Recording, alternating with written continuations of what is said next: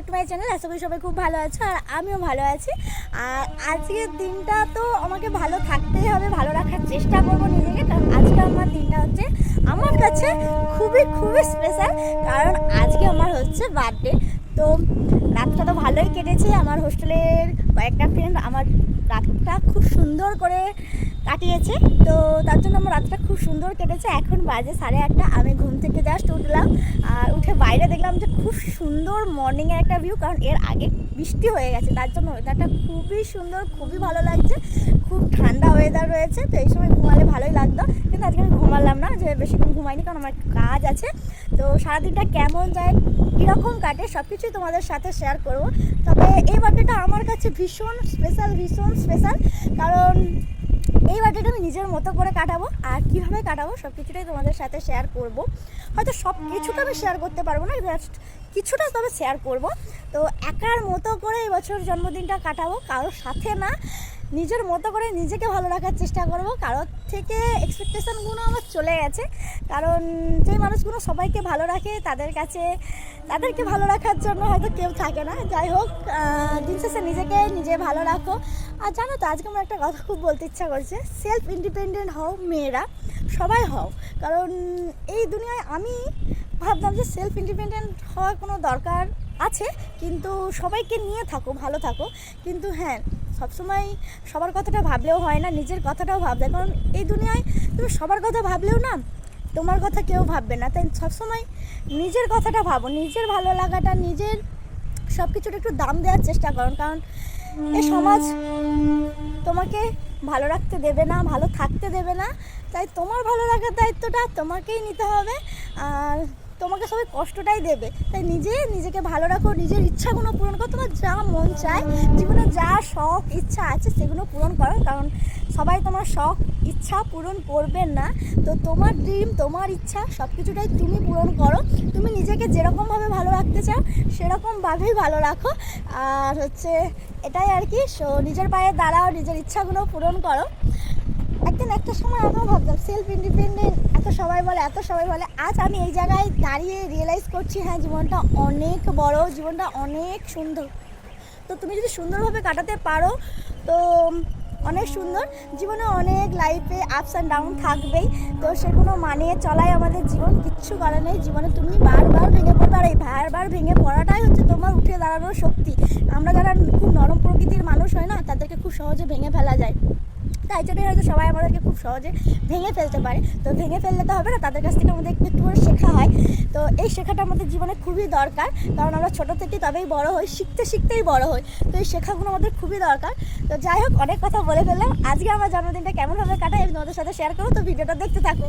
এটা ছিল রাত 12টার সময়ের ভিডিও, দেখতেই পাচ্ছ কত সুন্দর করে একটা ওরা সারপ্রাইজ আয়োজন করেছে। তো বেশ ভালো লেগেছে। আমি তো ভাবতেই পারি না, আমি ভেবেছিলাম রাত 12টার সময় হয়তো ঘুমিয়ে পড়বো, কিন্তু না, এরা দেখি এরকম কিছু প্ল্যান করে রেখেছে। আর এইদিকে এই মেয়েটা তো হোস্টেলে থাকে না, আজকে আমার বার্থডের জন্য ও হোস্টেলে এসেছে, কারণ ও বাড়ি থেকে যাতায়াত করে। ও হচ্ছে আমার ডিউটি পার্টনার। তো আর সাথে রয়েছে আমার জুনিয়র, এরা দুজনে মিলে প্ল্যান করে আজকে আমার জন্য সুন্দর একটা কেক, সুন্দর একটা গোলাপ নিয়ে এসেছে। বেশ খুশি হয়েছে আমি, খুব সুন্দর লেগেছে।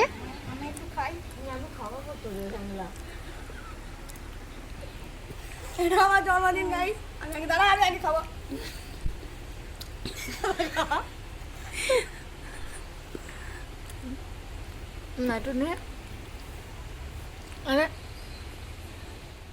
আর এইদিকে আমি রেডি হয়ে নিচ্ছি, কারণ একটু বেরোবো, তো তার জন্য রেডি হয়ে নেওয়া। তো চলো ভিডিওটা দেখতে থাকো। এখন বাজে হচ্ছে 12টা, আমি দেখতে পাচ্ছি সুন্দর একটা ড্রেস পরে নিয়েছি। ড্রেসটা কেমন লাগছে অবশ্যই কমেন্ট করে জানিও। আর হচ্ছে যাবো একটু মন্দিরে, মায়ের দর্শন করতে, জানি না পুজো দিতে পারবো কিনা। আর ট্রেনটা এত লেট, ট্রেনটার জন্য আমাকে বসে থাকতে হচ্ছে, যেহেতু আমার স্টেশন সামনে, এই যে দেখতে পাচ্ছ স্টেশন। তো ট্রেন অ্যালাউন্স করলে আমি বেরিয়ে যেতে পারবো, কিন্তু ট্রেন দেখছি এখনও অনেক দূরে রয়েছে, তাই জন্য আমি বেরোতে পারছি না। তো জানি না এরপর আমি কি পুজো দিতে পারবো কিনা, মন্দিরের দরজা বন্ধ হয়ে গেলে অনেক লেট হয়ে যাবে। তো কিছু করার নেই, রেডি হয়ে আমি এই যে বসে আছি। কেমন লাগছে এই ড্রেসটা অবশ্যই তোমরা এই জিনিসটা কেমন লাগছে অবশ্যই তোমরা কমেন্ট করে জানিও। আর আমার তো খুব ভালো লাগছে, গতকাল দিয়ে জিনিসটা কিনে নিয়ে এসেছি, সাথে এই যে সুন্দর একটা লকেট একটা কানে নিজেকে গিফট করলাম। যেহেতু বার্থডেটা নিজের, তো নিজেকে ভালো রাখতে হবে, তো নিজের জন্য একটু স্পেশাল ফিল তো করানোই যায়। চলো আজকে ঘুরে আনন্দ।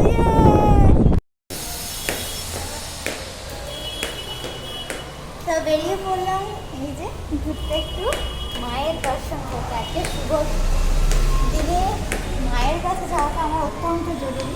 তো বেরিয়ে পড়লাম মায়ের উদ্দেশ্যে, একা একাই বেরিয়ে পড়ছি, আমার সাথে কেউ নেই। তো চলো নিজের মতো করে আজকে কাটাবো দিনটা।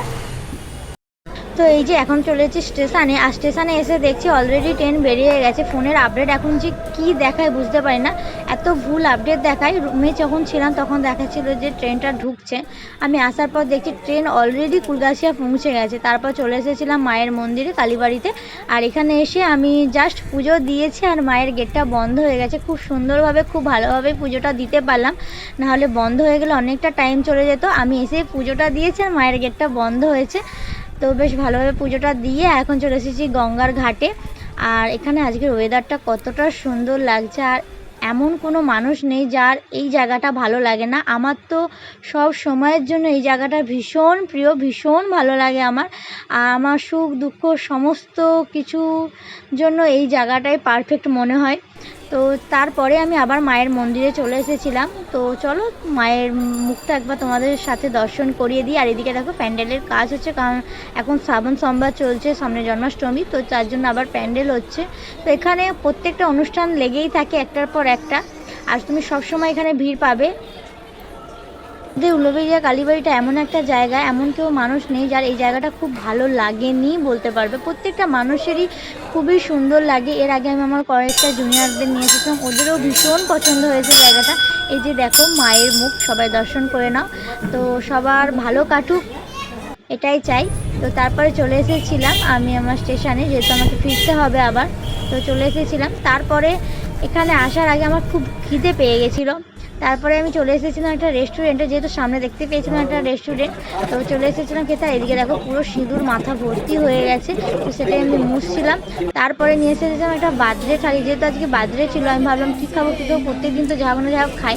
তো আজকে একটা বার্থডে থালি নিয়েছি, থালিটা খুব সুন্দর ছিল, খাওয়া দাওয়াটাও বেশ ভালো ছিল, কিন্তু আমার জন্য অনেকটাই হয়ে গেছিলো, কোয়ান্টিটিটা অনেক ছিল, তাই আমি সবটা শেষ করতে পারিনি। আর খেতে খেতে আমি ভিডিও করতেই ভুলে গেছিলাম, তো মাঝখানে একটু দেখালাম তোমাদের সাথে। আর তারপরে চলে এসেছিলাম ট্রেনে করে আমি আমার হোস্টেলে, যেহেতু আজকে বাড়ি যেতে পারিনি, তার জন্যই আর কি নিজের মতো করে সুন্দরভাবে দিনটা কাটালাম। এখন চলে এসেছি আমার হোস্টেলে, সারাদিনটা ভালোই কাটলো, খুব সুন্দরভাবে নিজের মতো করে কাটালাম, কাটিয়ে খাওয়া দাওয়া করে চলে এসেছি। এখন একটু রেস্ট নিয়ে একটু ছাদে ঘুরছি। আর আজকে যেহেতু রথ, তো রথ দেখতে যাওয়ার ইচ্ছা আছে, কিন্তু আমার কেউ পার্টনার নেই রথ দেখতে যাওয়ার মতো। এতটা রাস্তা আমি একা চলে গেলাম, একা খাওয়া দাওয়া করে আসলাম, একা পুজো দিয়ে আসলাম। এখন এখানে রথ হচ্ছে, আমি সেটা আর যাচ্ছি না, আমার ভালো লাগছে না, কেন জানি না। এসে খুব টায়ার্ড লাগছিলো, একটু শুয়ে পড়েছিলাম। তারপরে এই যে এখন শুয়ে পড়েছিলাম, উঠে পড়েছি, উঠে এখন বাইরেটায় দেখছি যে যদি রথটা বেরোয়, কিন্তু রথ এখনও বেরোয়নি দেখতে পাচ্ছি, আর কেউ যাওয়ার মতো। আর আজকে নিয়েছিলাম ছুটি, তো সারাদিনটা ভালোভাবে কাটলো ভগবানের ইচ্ছায়। তো অনেক সুন্দর সুন্দর উইশেস পেয়েছি, তো সব কিছু মিলিয়ে দিনটা ভালোই কাটলো। এখনও অনেকটা সময় পড়ে আছে, জানি না বাকিটা সময় কী হবে। যতটুকু সময় কেটেছে ততটা সময় নিজের মতো করে খুব সুন্দর করে কাটিয়েছি, তো বেশ ভালো লাগলো। তো চলো আজকে ভিডিওটা এখানে এন্ড করছি। সবাই ভালো থেকো, সুস্থ থেকো, সাবধানে থেকো, দেখা হচ্ছে নতুন একটা ভিডিওতে। টাটা।